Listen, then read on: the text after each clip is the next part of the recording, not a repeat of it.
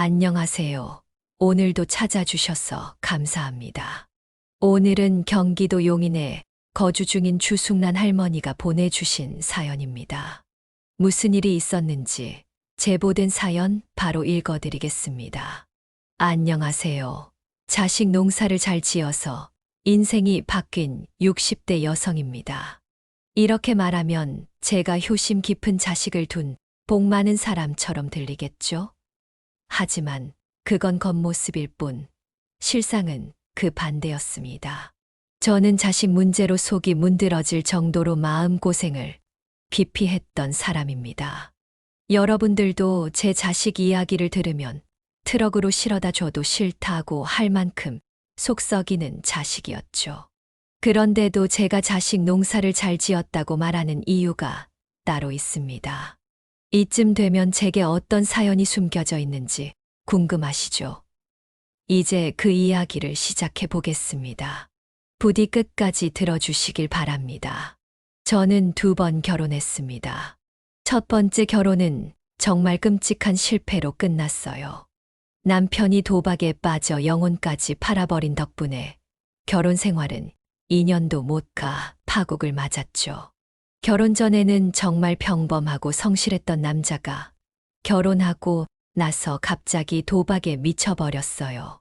처음에는 친구들끼리 하는 작은 내기 정도로 시작했는데 그게 점점 심각해지더니 생활비까지 몽땅 날려버리는 지경에 이르렀습니다. 집안 살림은 엉망이 되고 도박 빚에 시달리며 사는 생활이란 상상조차 할 수 없는 지옥이었죠. 남편이 저를 지켜주기는커녕 오히려 우리 가정을 파탄내고 있다는 걸 깨닫는 데는 오래 걸리지 않았습니다. 그 사람이 도박에서 손을 뗄 리도 없고 제가 그 결혼에 미련을 둘 이유도 없었죠. 남편이 밑바닥까지 보여줬으니 미련 없이 이혼을 결심했습니다. 그나마 다행이라면 남편과 사이에 자식이 없었다는 점이었어요. 당시에 재혼할 생각은 없었지만 자식이 없는 게 홀로 서기에 있어서 더 나았죠. 그렇게 첫 번째 결혼의 실패를 딛고 저는 다시 혼자 서기로 마음먹었습니다. 혼자 지내면서 상처를 추스르고 3년 정도 지나니까 어느 정도 마음이 아물더군요. 그러던 중 직장에서 마음씨 좋은 남자를 만나게 되었습니다. 그는 저에게 다가왔고 우리는 자연스럽게 연애를 시작했습니다. 그 사람과의 관계는 차분하면서도 따뜻했어요. 그의 따뜻한 마음이 제 마음에 스며들어 상처가 조금씩 치유되는 것 같았습니다. 우리는 서로의 마음을 확인하며 미래를 약속하게 되었습니다. 하지만 그와 재혼을 결심하는 것은 쉽지 않았어요. 왜냐하면 그 사람에게는 이미 아내와 사별한 뒤 고등학생 딸과 중학생 아들, 2 아이가 있었기 때문입니다. 아이들의 엄마가 갑자기 된다는 것은 저에게 큰 부담이었습니다. 첫 번째 결혼에서 실패했던 경험이 있는 만큼 재혼에 대한 두려움도 컸습니다. 그리고 무엇보다 제 핏줄이 아닌 아이들을 어떻게 품어야 할지 막막했죠. 하지만 그 사람의 진심 어린 마음이 저를 움직이게 했습니다. 그는 어느 날 저에게 수줍게 고백했습니다. 당신에게 이런 부탁을 드리는 것도 미안하지만 제 진심을 꼭 알아주셨으면 해요. 제가 당신을 진심으로 사랑하고 있다는 사실만큼은 변함이 없어요. 그의 말은 조용했지만 그 눈빛은 너무나 진실되고 따뜻했어요. 그때 저는 직감했죠. 이 사람이라면 평생을 함께 해도 괜찮겠다는 생각이 들었습니다. 사랑이라는 감정이 깊이 스며드는 순간이었어요. 우리는 남은 인생을 함께 살아보자는 약속을 하고 저는 그 사람의 자녀들을 처음으로 만나게 되었습니다. 그 사람은 이미 아이들에게 저와의 관계를 이야기해 두었고 천천히 얼굴을 익히며 가까워지자고 말했습니다. 그는 아이들이 좋아하는 피자집을 예약해 두었어요. 이 만남이 순조롭기를 바라는 그의 배려였죠. 그는 아이들에게 말했습니다. 얘들아, 인사드려. 여기 계신 분이 아빠가 말한 그분이야. 두 아이는 수줍게 고개를 숙이며 저를 살폈습니다. 그 모습이 어찌나 귀엽던지 저는 환하게 웃으며 아이들에게 먼저 인사를 건넸습니다. 안녕, 아빠한테 너희들 얘기 많이 들었어. 아주 많이. 내가 아빠랑 같이 만나는 건 무슨 뜻인지 아니? 라고 묻자 고등학생이 된 여자아이가 깜찍한 표정으로 말하더군요. 당연히 알죠. 아빠 여자친구라는 말씀이잖아요. 그런데 괜찮으시겠어요? 우리 아빠 진짜 고집세거든요. 어머, 그래? 그건 몰랐네. 하고 웃으면서 대답했더니 그 아이가 덧붙였어요. 아줌마가 고생 좀 하실 거예요. 그래도 아빠를 잘 챙겨줄 여자친구가 생긴다면 전 대환영이에요. 저는 그 말에 긴장이 조금 풀렸습니다. 그래? 그럼 내가 아빠를 잘 챙겨줄 테니 나도 잘 부탁할게. 아이도 웃으며 대답했어요. 전 염정연이에요. 아줌마 우리 아빠 잘 부탁드려요. 그 아이는 처음 보는 저를 무척 살갑게 맞아주었고 몇 마디 주고받으니 마음이 한결 편안해졌습니다. 하지만 중학생인 남자아이는 달랐습니다. 절 보는 눈빛이 여전히 냉랭하더군요. 그 아이는 인사를 할 생각조차 없는 듯 보였죠. 그런 모습을 보고 남편이 당황하며 말했습니다. 정필아, 너 뭐 하는 거야? 어서 인사드려야지. 그런데 아이는 심드렁하게 대답했어요. 아빠가 정한 거지. 내가 그렇게 하겠다고 한 적은 없잖아. 그 남편이 진땀을 흘리며 타이르듯 말했습니다. 그래도 예의는 지켜야지. 인사드려. 하지만 정필이라는 이름에 그 아이는 아빠의 말을 듣지 않았습니다. 싫어요. 누가 엄마 필요하대. 아빠가 좋아서 만나는 여자한테 내가 왜 인사해야 하는데. 그러면서 저를 노려보더니 갑자기 피자집 밖으로 뛰쳐나갔어요. 딸아이와는 너무 다른 반응에 저는 크게 당황했죠. 남편은 정말 난처한 얼굴로 제게 사과했습니다. 정말 죄송해요. 제가 나중에 단단히 혼을 내겠습니다. 아이가 중학생이라 좀 반항기가 있거든요. 저는 그를 말리며 대답했습니다. 아니에요. 애가 잘못한 건 아니에요. 저라도 당황스러웠을 것 같아요. 너무 뭐라고 하지 마세요. 그 말을 듣고 남편은 안도했지만 딸아이가 대신 발랄하게 말을 이어갔어요. 제 동생이요. 요즘 중두병에 사춘기까지 겹쳐서 그래요. 원래는 바보처럼 착한데 중학생이 되더니 갑자기 센 척을 하더라고요. 아줌마가 이해해 주세요. 저는 미소를 지으며 물었죠. 그런 거야? 그럼 정연이는 아줌마랑 아빠가 만나는 거 괜찮은 거지? 정연이는 밝게 대답했습니다. 당연하죠. 우리 아빠요. 저희 키우느라 연애는 완전 포기하고 살았거든요. 이제 저희도 다 컸으니까 아빠도 아빠 인생을 좀 돌봐야죠. 그래서 전 완전 찬성이에요. 그녀의 사근사근한 말에 저도 한결 진정이 됐습니다. 하지만 마음 한구석엔 걱정이 남아 있었습니다. 과연 제가 이 아이들에게 좋은 엄마가 될 수 있을까요? 특히 저를 경계하는 정필이와의 관계는 어떻게 풀어나가야 할지 감이 잡히지 않았습니다. 사람들은 아이가 있는 사람과 재혼하는 게 어렵다고들 하잖아요. 그 말이 틀리지 않다는 걸 뼈저리게 느꼈습니다. 그럼에도 불구하고 저는 이 남자와 함께하기로 마음을 먹었으니 아이들과도 가까워지려고 노력해야 한다고 다짐했습니다. 일부러 시간을 내어 자주 얼굴을 보고 연락도 꾸준히 했죠. 인내심을 가지고 한 걸음씩 다가가려 했지만 특히 정필이의 경계는 좀처럼 풀리지 않더군요. 그의 냉랭한 반응은 시간이 지나도 쉽게 바뀌지 않았습니다. 예비 남편은 제가 애쓰는 모습이 안쓰러웠는지 정필이를 다그치기도 했습니다. 하지만 그렇게 할수록 아이는 더 반발할 뿐이었죠. 저는 남편에게 말했습니다. 아이한테 뭐라고 하지 마세요. 아빠가 갑자기 여자를 데리고 와서 엄마라고 소개하니 당연히 거부감이 들죠. 정필이는 아직 받아들이기 어려운 거예요. 그 마음을 여는 건 제가 할게요. 당신은 너무 개입하지 않는 게 좋겠어요. 그렇지만 당신이 너무 힘들어하니까 우리 결혼 자체가 힘든 일이 된 것 같아요. 남편은 한숨을 쉬며 대답했죠. 힘든 길을 선택했으니 고생해야죠. 하지만 너무 걱정하지 마요. 전 괜찮으니까. 우리는 그렇게 서로를 다독이며 결혼을 준비했습니다. 식은 따로 올리지 않았지만 반지만 나눠 끼었고 그 순간만으로도 마음이 뭉클해졌습니다. 다시 한번 가정이라는 울타리 안에 들어간 저는 이제 남편에게 의지하고 아이들을 보듬어주며 행복하게 살겠다고 다짐했습니다. 하지만 사람의 마음이란 마음먹은 대로 되지 않더군요. 큰 문제는 이제 제 아들이 된 정필이의 마음이 쉽게 열리지 않았다는 겁니다. 한창 방황할 시기인 것도 문제였고, 무엇보다 정필이 마음속에는 돌아가신 친엄마의 자리가 굳건히 자리하고 있다는 게 큰 걸림돌이었죠. 정필이의 친엄마는 그가 아주 어릴 때 돌아가셨다고 들었습니다. 정필에게는 엄마의 얼굴이나 사랑이 기억나지 않을 텐데도 그는 유독 저를 받아들이지 않았습니다. 그럼에도 저는 시간이 지나면 나아질 거라고 믿었어요.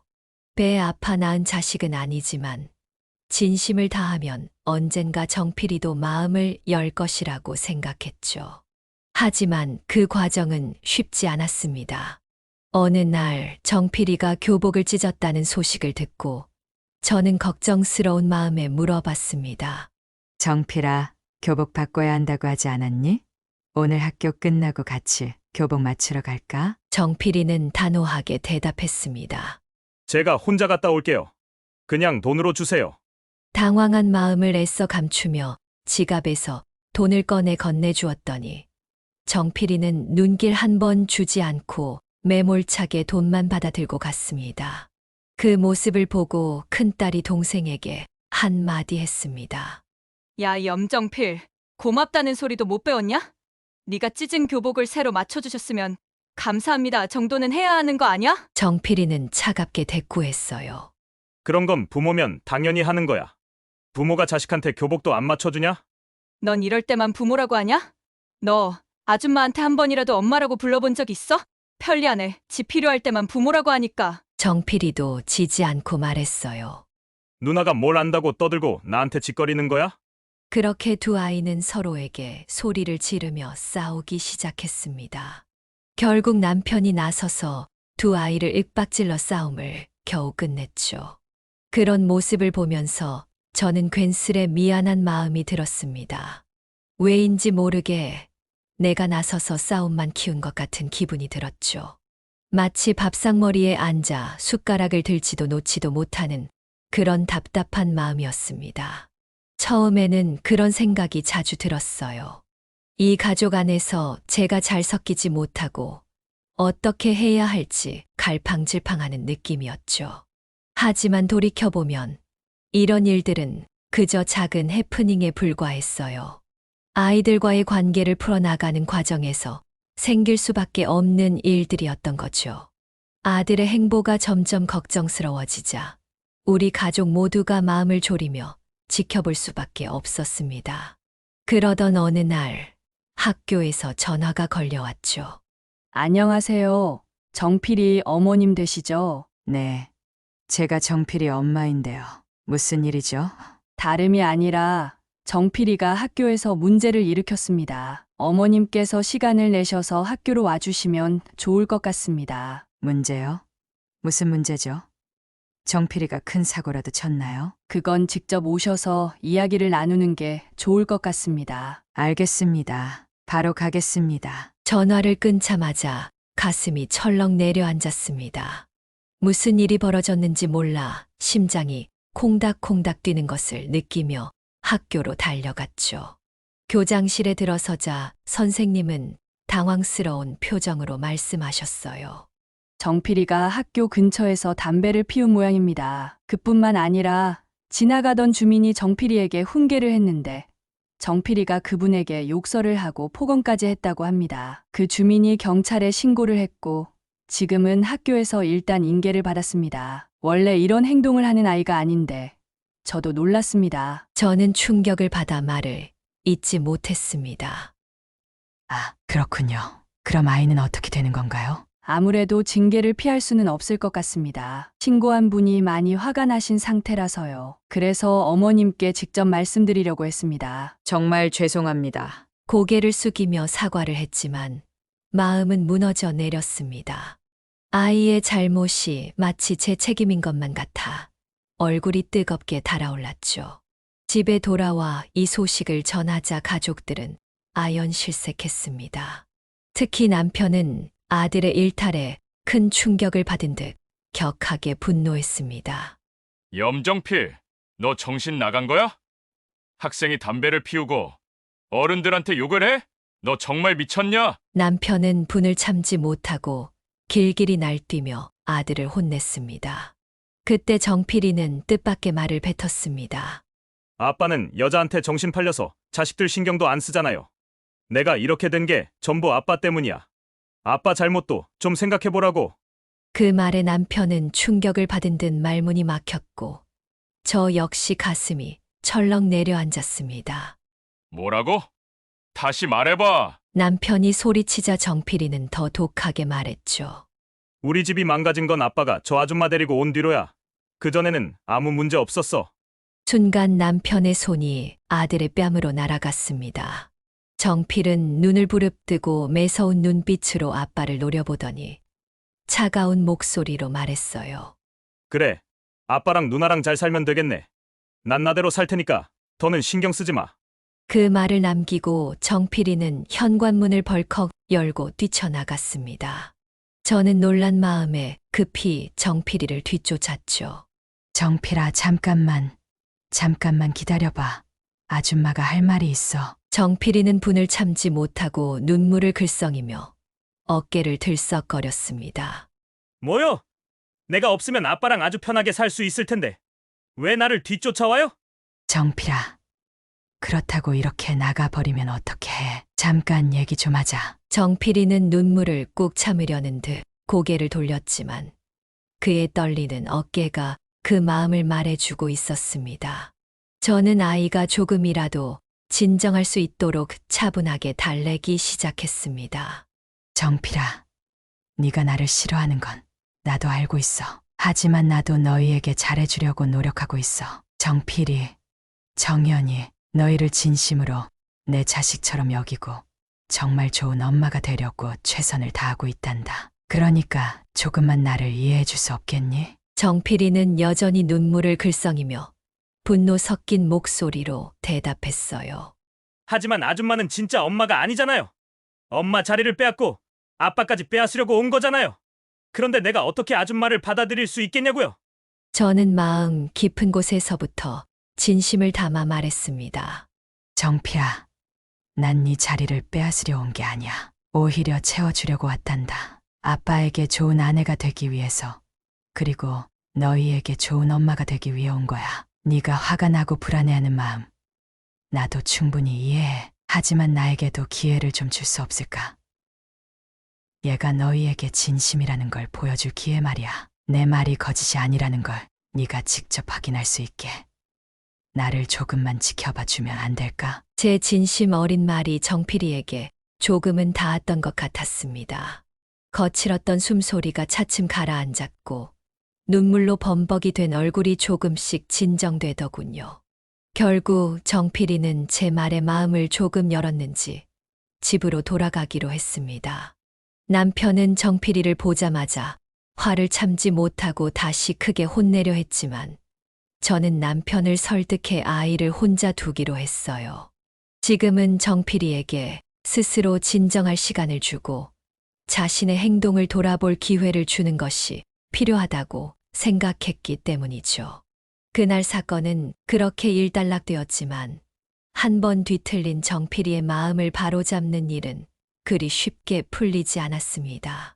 그 후로도 정필이는 크고 작은 문제들을 계속 일으켰고 그의 질풍노도의 시기는 정말 강렬하게 이어졌습니다. 정필이가 사고를 칠 때마다 가족들 모두가 속이 타들어갔지만 특히 저는 더 힘들었어요.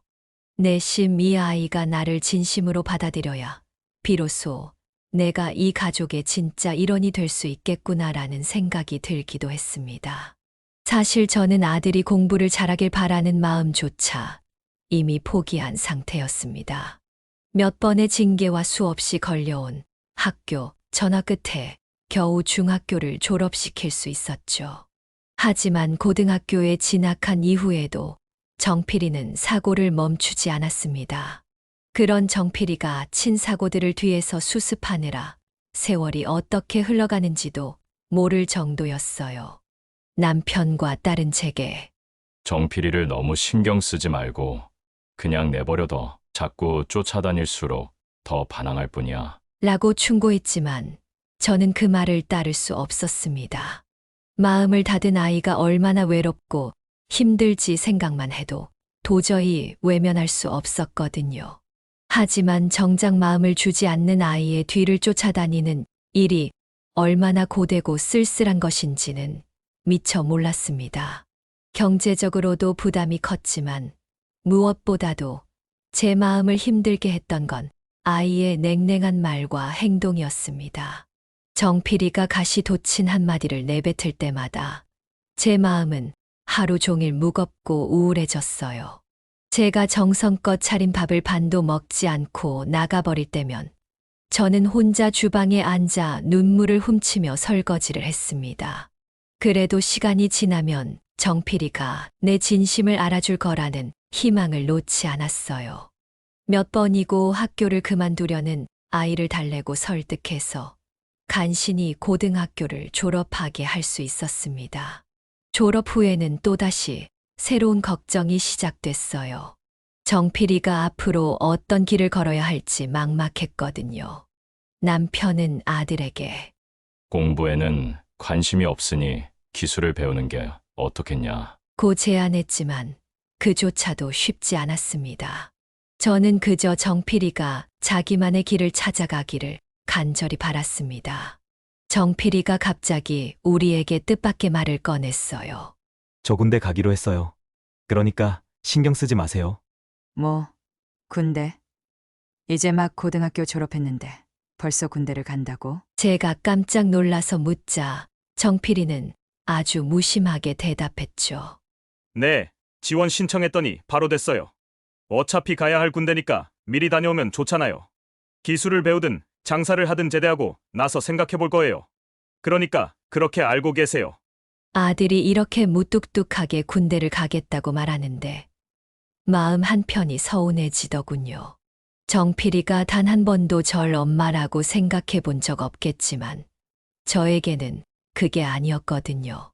정이 쌓이지 않았을지 몰라도 미운 정이라도 있는 아들이라서 그 힘든 군대에 보내야 한다는 생각에 마음이 착잡해졌어요. 물론 정필이의 고집을 꺾을 수 없다는 건 온 가족이 알고 있었기에 그의 결정을 존중할 수밖에 없었습니다. 남편은 군대에 가면 정신 차리고 돌아오겠지라며 오히려 잘 됐다고 했지만 부모 마음이라는 게 그렇게 간단한 문제가 아니잖아요. 군대 생활이란 육체적으로나 정신적으로 큰 인내심을 요구하는 일인데 아들이 그걸 잘 버텨낼 수 있을지 정말 염려스러웠습니다. 시간이 흘러 드디어 아들의 입대 날이 다가왔어요.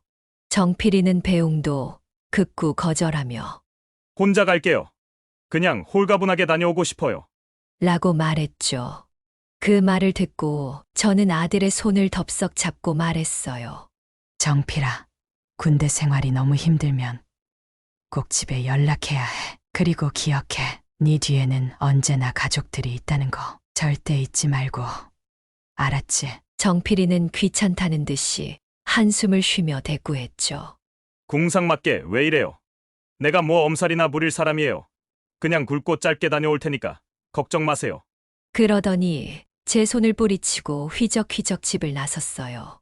그 뒷모습이 어찌나 쓸쓸해 보이던지 저는 아들이 떠난 빈방에 덩그러니 앉아 한참이나 눈물을 흘렸습니다. 아들이 군대에 가 있는 동안 그 허전함은 점점 더 커져만 갔어요. 밥솥에 밥이 많이 남아있을 때도 아들 생각이 나고 군복을 입은 사람을 볼 때마다 눈시울이 붉어지곤 했습니다. 밥은 잘 먹고 있을까? 혹시 다치진 않았을까? 가끔 내 생각은 하려나?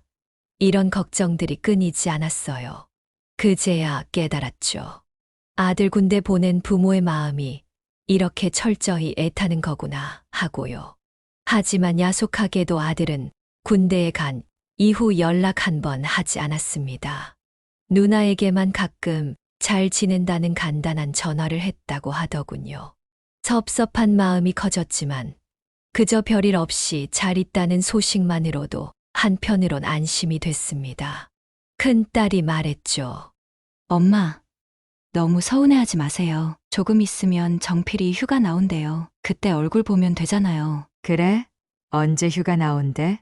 우리 정필이 좋아하는 거 잔뜩 해놔야겠구나. 아들의 휴가 소식이 그렇게 반가울 수 없었어요. 저는 아들 휴가를 맞이할 생각으로 정말 정신이 없었습니다.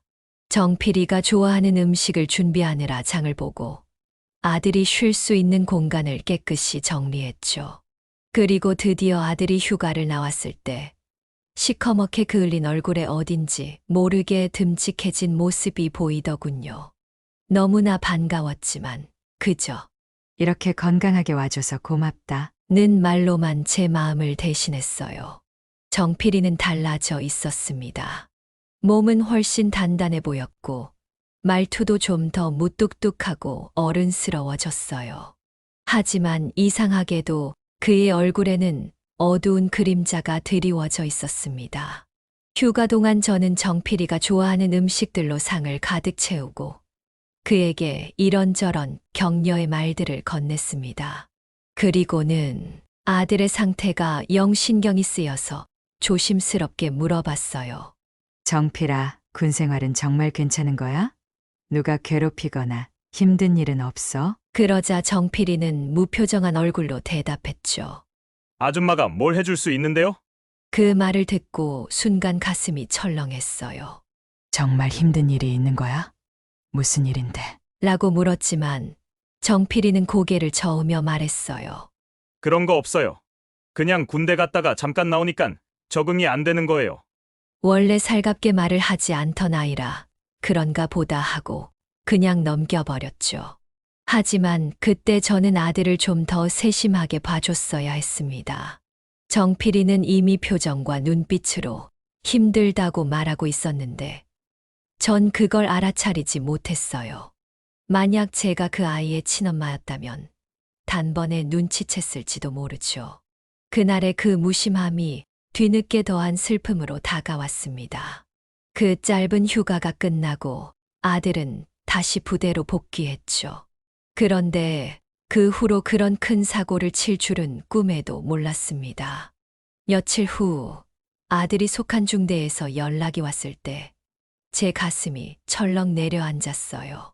복귀해야 할 아들이 두문불출, 연락도 안 된다는 겁니다. 아들은 복귀한다고 아침 일찍 집을 나섰는데 밤이 되도록 부대로 돌아가지 않았다는 거였어요. 당연히 부대가 발칵 뒤집어졌죠. 군대에서 휴가를 나간 병사가 복귀하지 않는다는 건 정말 큰일이니까요. 저는 중대장님께 간곡히 부탁했습니다.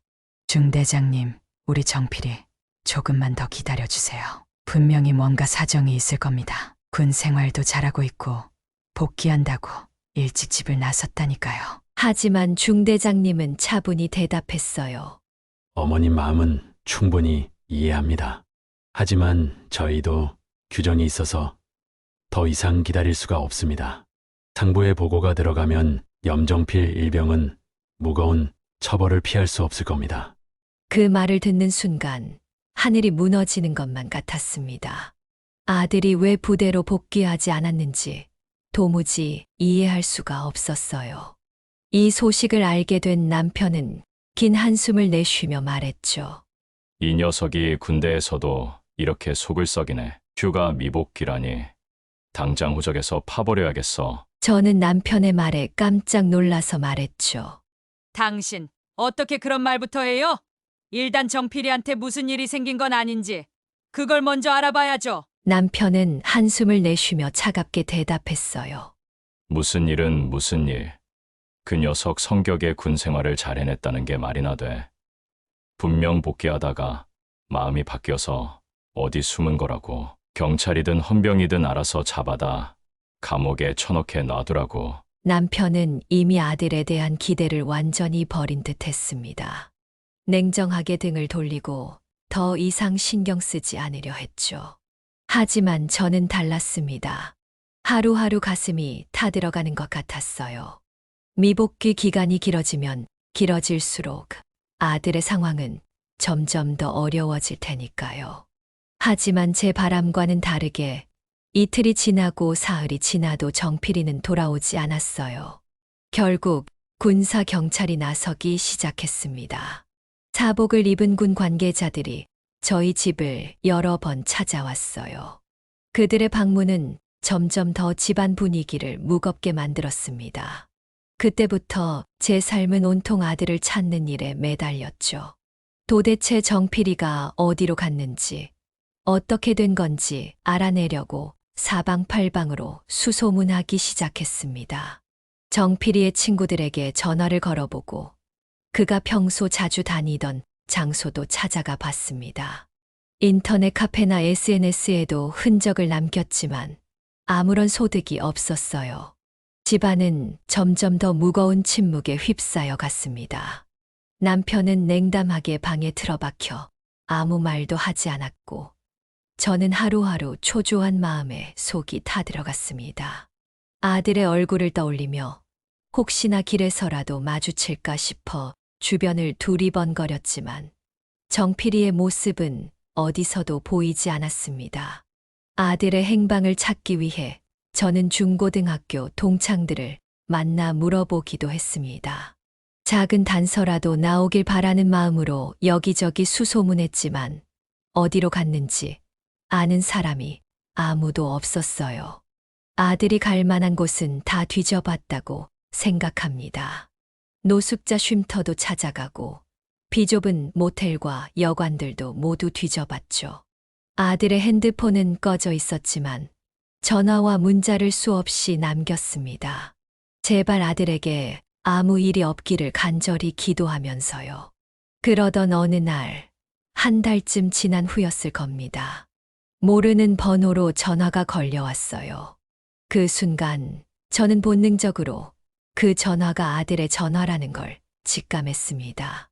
왜 그런 예감이 들었는지 잘 설명할 수는 없지만 틀림없이 정필이일 거라고 확신했어요. 전화를 받자마자 다급하게 외쳤습니다. 정필아, 정필이 맞지? 대체 어디야?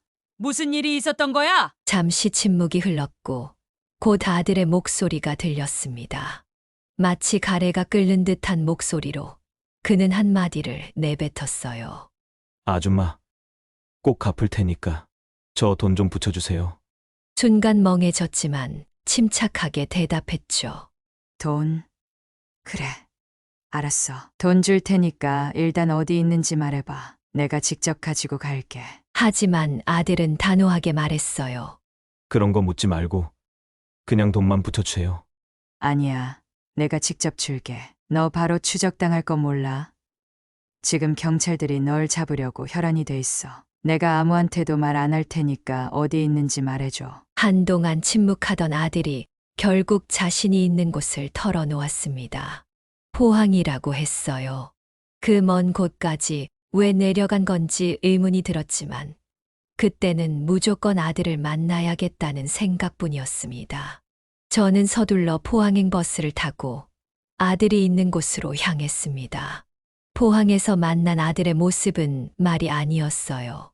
어디서 주워 입었는지 거지 같은 옷을 걸치고 있었고 제대로 먹지 못했는지 광대뼈는 툭 튀어나와 있었습니다.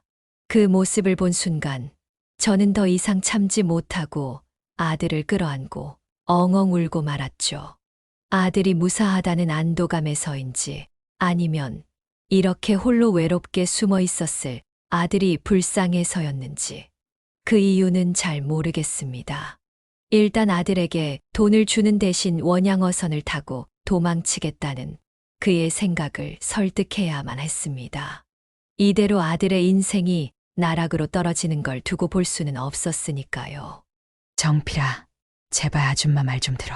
배를 타고 도망친다고 해도 경찰은 금방 널 찾아낼 거야. 도망친다고 일이 해결되지 않아. 제발 자수하고 벌을 받고 나오는 게 맞아. 하지만 아들은 분노에 차서 소리쳤어요. 잔소리 하려고 여기까지 온 거예요.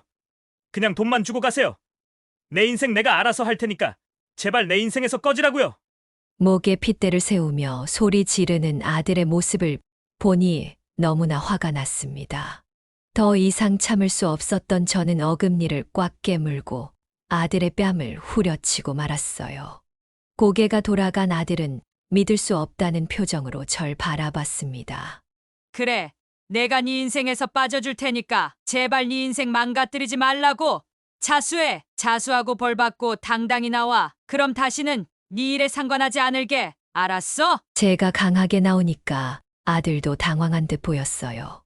하지만 저는 이번만큼은 정말로 결단을 내렸고 죽을 각오로 아들을 데리고 가려 했습니다. 결국 아들은 제 설득을 이기지 못하고 자수를 하기로 결정했습니다. 그 순간 저는 모든 걸 내려놓고 아들과 함께 경찰서로 향했습니다. 마음은 여전히 복잡했지만 적어도 아들이 스스로 자수했다는 점에서 한 가닥 희망을 보았습니다. 그 이후로의 일은 여러분이 예상하시는 그대로입니다.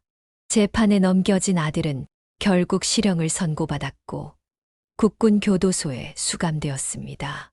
자수를 했다는 점이 참작되어 형량이 조금 줄었지만 법의 심판을 피할 수는 없었습니다.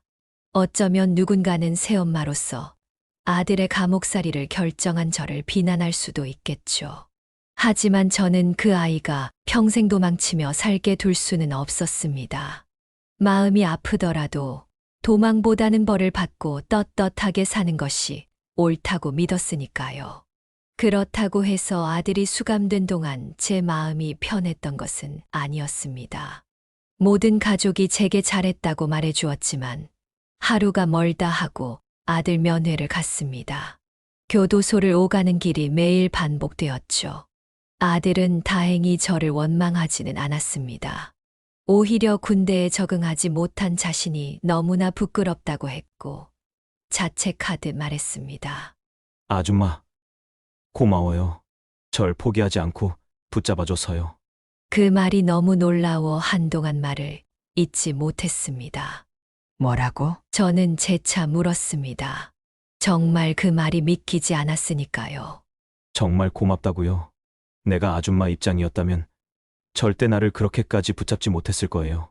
중학교 때부터 그렇게 속을 썩였는데 아줌마는 한 번도 절 포기하지 않았잖아요. 그 말을 듣는 순간 제 가슴 속에 있던 응어리가 풀리며 눈물이 나올 것 같았습니다. 그래, 네가 이렇게 생각해줘서 아줌마가 정말 고맙다. 정말 고마워. 아들은 진지한 표정으로 말을 이었습니다. 나도 이제 죗값 다 치우고 나가면 아줌마께 효도할게요. 그러니까 너무 걱정 마세요. 그 말이 얼마나 뜻밖이었는지 저는 세상을 다 얻은 듯한 기분이 들었습니다. 드디어 제 진심이 아들에게 닿은 것만 같아서 너무나도 행복했습니다. 그 순간부터 저는 진심으로 아들이 복역을 마치고 나면 우리 가족이 진정으로 하나가 될 수 있을 거라는 희망을 품게 되었습니다. 그렇게 시간이 흘러 아들은 죗값을 다 치르고 마침내 사회로 돌아왔습니다. 집에 돌아온 아들을 보며 남편도 속으로는 기뻤는지 수고했다 하며 아들의 등을 두드려 주었고 누나 역시 동생이 다시 제자리에 돌아온 것을 진심으로 축하해 주었습니다. 아들은 쑥스러운 듯 웃으며 가족들에게 자신의 마음을 전했습니다. 그동안 속 많이 썩여서 정말 죄송해요. 이제 진짜 마음 잡고 제대로 살아보려고요. 누나는 그 말을 듣고 짓궂게 아들의 볼을 꼬집으며 장난스럽게 말했습니다. 이제 제발 철 좀 들어라. 철 좀. 언제까지 철부지로 살 거야? 누나 아파. 아 진짜? 아들은 얼굴을 찡그렸지만 분위기는 유쾌하고 가족 모두가 웃음 속에 서로를 끌어안았습니다. 그렇게 웃고 떠들며 그 긴 세월의 고통을 버텨낸 보람이 느껴졌습니다. 저는 그 순간부터 재혼을 결심했던 날부터 꿈꿔왔던 완전한 가족이 마침내 이루어졌다는 사실에 행복감에 젖어들었습니다. 출소한 아들은 바로 대리운전 일을 시작했습니다. 취객들을 상대하는 일이니 자존심을 많이 내려놓아야 했지만 아들은 묵묵히 자기 역할을 다했습니다. 힘들었을 텐데도 아들은 항상 고개 숙이지 않고 씩씩하게 살아갔습니다. 그 모습을 볼 때마다 얼마나 기특하고 대견했는지 모릅니다. 이제 자리를 잡고 결혼도 하고 가정을 꾸리면 더 이상 바랄 게 없겠다고 생각했어요. 저와 남편은 그런 아들을 보며 대견해하고 그가 행복한 미래를 열어가기를 바랐습니다.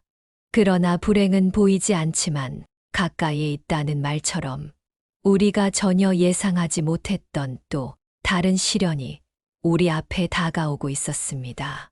저는 그때만 해도 그 시련이 우리 가족에게 어떤 의미로 다가올지 전혀 몰랐습니다. 지금까지의 시련이 끝이 아니라는 것을 그때는 꿈에도 생각지 못했으니까요. 정말 행복만 남았다고 믿었던 그 순간에 우리는 또 다른 큰 역경을 맞이하게 될 운명이었습니다. 김치통을 옮기다가 명치 쪽이 뻐근해지는 통증이 찾아왔습니다. 늘 배가 뭉치는 듯한 느낌이 자주 있어 대수롭지 않게 넘기려 했지만 이번에는 통증이 심해져 숨조차 제대로 쉴 수 없을 정도였어요. 처음엔 잠깐 참으면 괜찮아질 거라고 생각했죠. 괜찮겠지, 조금만 지나면 나아지겠지라고 마음을 다잡으며 참았는데 시간이 흐를수록 상황은 더 악화되었어요. 결국 견디지 못해 바닥에 구르며 통증을 참아보려 했지만 그마저도 한계에 다다랐습니다. 정신이 혼미해지며 119에 전화해야겠다는 생각이 들었는데 엉겁결에 아들에게 전화를 걸고 말았어요. 아프다는 말 한마디를 했을 뿐인데 그 이후로는 기억이 없습니다. 눈을 떠보니 병원 침대에 누워 있었어요. 그제야 아들이 제 전화를 받고 급하게 구급차를 부른 후 병원으로 달려왔다는 걸 알게 됐죠. 아들에게 정말 고마웠습니다. 그동안 속만 썩인 아들이지만 이렇게 위급한 순간에 제 전화를 받고 응급 상황을 처리해 주었다는 사실에 가슴이 뭉클했죠. 통증은 어느 정도 가라앉았지만 의사는 정밀 검사가 필요하다고 했습니다. 병원에서 수많은 검사를 받은 후 의사가 제게 청천벽력 같은 진단을 내렸습니다. 바로 간암 3기. 생존율은 30% 이하라며 빨리 간 이식을 받아야만 살 수 있다고 했어요. 암이 이미 많이 진행된 상태였고 간 이식이 아니면 살 가망이 없다는 말에 하늘이 무너지는 기분이 들었어요. 병실에 혼자 앉아 머릿속이 하얘졌습니다. 이제 막 아들과의 관계도 회복하고 가족들과 함께 평범하고 행복한 일상을 꿈꿨는데 하늘은 그런 저를 비웃기라도 하듯 무자비한 병마를 던져주더군요. 하지만 그때 남편이 제 손을 꼭 잡고 위로해 주었어요.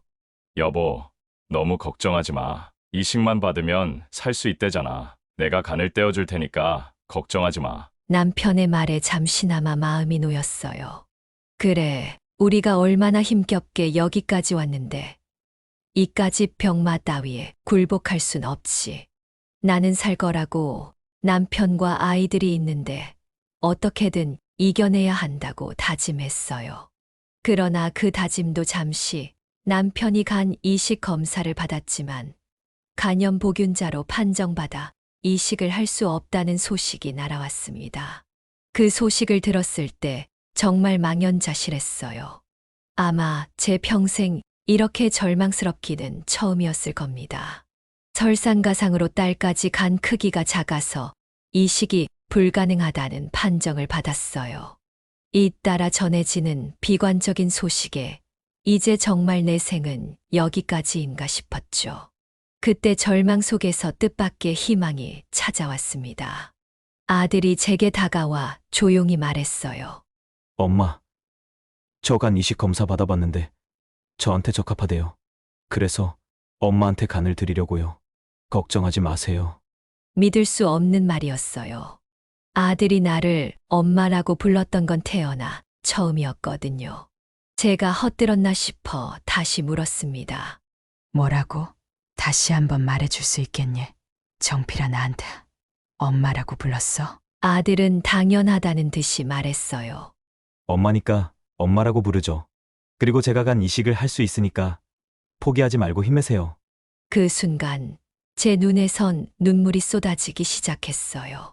그동안 아들은 나를 엄마로 인정하지 않고 날카롭게 대했는데 이제 와서 엄마라니. 그 말 한마디에 내 평생의 눈물이 다 나온 것 같았어요. 핏줄이 아닌 자식이지만 그동안 내가 쏟은 정성이 이제서야 보답받는 것 같았습니다. 그렇게 아들은 실제로 제게 간을 이식해 주었고 기적처럼 제 건강은 점차 회복되었습니다. 수술 후 회복이 순조롭게 진행되면서 나는 결국 완치 판정을 받았어요. 정말 믿을 수 없는 일이었어요. 아들이 이렇게까지 해줄 줄은 꿈에도 몰랐습니다. 내 핏줄이 아니라는 이유로 마음을 열지 않던 아들이었지만 결국 진심은 통했나 봅니다. 아들이 내게 한 마지막 말이 지금도 가슴 깊이 남아 있습니다. 엄마도 저 포기하지 않았잖아요. 저도 절대 엄마 포기하지 않을 거예요. 그러니까 걱정 말고 건강하게 오래오래 살아주세요. 이제는 내 아들이 내 진짜 자식이 되어 주었어요. 그렇게 마음을 닫던 아들이 마침내 나를 엄마로 인정해 주었을 때 난 더할 나위 없이 행복했어요. 이제 우리가 함께할 시간이 많다고 생각하니 마음이 평온했습니다. 그제야 정말 진정한 가족이 된 기분이 들었어요. 제가 이 이야기를 처음 시작하면서 자식 농사를 잘 지어 인생이 바뀌었다고 말씀드렸잖아요. 이 말을 듣고 많은 분들이 정말 자식을 잘 키우셨구나라고 생각하셨을 겁니다. 하지만 제 자식 농사는 처음부터 잘 된 게 아니었습니다. 오히려 저의 인생을 나락으로 끌고 가려던 순간도 있었죠. 그럼에도 불구하고 결국엔 저를 웃게 만들고 제 인생을 환하게 바꿔놓은 그 자식 덕분에 지금은 이렇게 행복한 삶을 살고 있습니다. 그래서 저는 정말 자식 농사를 잘 지었다고 말씀드릴 수 있는 거죠. 간을 나눠준 제 아들과 저는 이제 핏줄을 나눈 것보다 더 끈끈한 관계로 한 가족으로 살아가고 있습니다. 아들은 대리운전 회사를 차려서 남들 못지않게 성공한 인생을 살고 있어요. 사업이 잘 되고 있어서 집안의 경제적 안정도 가져다 줬고 우리 가족이 웃으며 살 수 있는 환경도 마련해 주었죠. 한때는 가족의 근심과 걱정거리였던 아들이 이제는 든든한 기둥이 되어버렸습니다. 아들이 집안의 버팀목이 되고 나니 남편도 저도 그만큼 마음이 편해졌습니다. 아들은 저를 얼마나 잘 챙기는지 오히려 남편이 야, 이놈아. 내가 널 어떻게 키웠는데 맨날 엄마만 챙기냐? 라며 장난 섞인 섭섭함을 표현할 정도랍니다. 그러면 아들은 웃으며 아버지도 있잖아요. 제가 사고 치고 정신없을 때 아버지는 그냥 포기하셨잖아요. 그러니까 이젠 엄마만 잘 챙기게 해주세요. 라고 대꾸하곤 하죠. 그렇게 농담을 주고받으며 웃음이 끊이지 않는 우리 집을 보면 아들이 정말 잘 자라줘서 기특하기도 하고 마음이 흐뭇합니다. 사실 예전에 아들은 집안의 천덕꾸러기였습니다. 남편은 아들 때문에 머리가 하얗게 새고 저는 늘 아들의 일탈에 마음이 상했죠. 집안을 뒤흔드는 문제아였던 아들이 이제는 모든 책임을 짊어지고 집안을 지키는 든든한 가장이 되었어요. 아들이 이렇게 성장한 모습을 보면서 이게 진짜 자식 농사를 잘 지은 게 아닌가 하는 생각을 하게 되었습니다. 이제 아들은 저희 부부를 위한 효도를 멈추지 않습니다. 아들 덕분에 저는 더 이상 경제적 어려움에 시달리지 않게 되었고 남편도 아들에게 큰 자랑을 느끼며 든든해합니다. 무엇보다 아들은 매년 소외된 이웃들에게 기부도 아끼지 않고 특히 형편이 어려운 어린 학생들을 돕는 일을 하고 있습니다. 아마도 자신이 힘들었던 시절을 떠올리며 그들에게 조금이라도 희망을 주고 싶어 하는 마음에서 나온 행동일 겁니다. 작년에는 꾸준한 기부와 후원으로 관련 기관에서 감사패도 받았어요. 그때 저는 정말 자식 농사를 잘 지었구나 하는 생각이 다시 한번 들었습니다. 이제 제게 남은 소망은 아들이 가정을 꾸리고 행복하게 살아가는 모습을 보는 것입니다. 가끔은 엄마, 결혼하면 손주도 안겨드릴게요. 라는 아들의 말을 들을 때마다 가슴이 벅차오르곤 해요. 손주까지 볼 수 있다면 더할 나위 없이 행복할 것 같습니다. 제가 겪었던 그 어려움들은 이제 모두 지나갔습니다. 그리고 지금 이렇게 웃음이 끊이지 않는 삶을 살고 있어요. 한때는 그토록 힘들었던 시간들이었지만 지금 돌이켜보면 모든 것이 다 지나갔고 그 결과로 이렇게 웃으며 살아가게 되었죠. 이 모든 것을 겪고 나니 자식을 낳고 기르는 것이 얼마나 값진 일인지 새삼 깨닫게 됩니다. 옛말에 돈 놓고는 울어도 자식 놓고는 웃는다는 말이 있죠. 돈은 잃으면 슬프지만 자식을 바라보면 결국엔 웃게 된다는 뜻입니다. 그 말이 정말 맞다는 걸 저는 이 나이에야 비로소 알게 되었습니다. 돈보다 더 소중한 것은 결국 자식이라는 것을요. 이제 제 이야기를 마치려고 합니다. 여러분에게도 이런 복이 가득하기를 진심으로 바랍니다. 끝까지 들어주셔서 진심으로 감사합니다. 모두들 행복한 나날을 보내시길 바랍니다.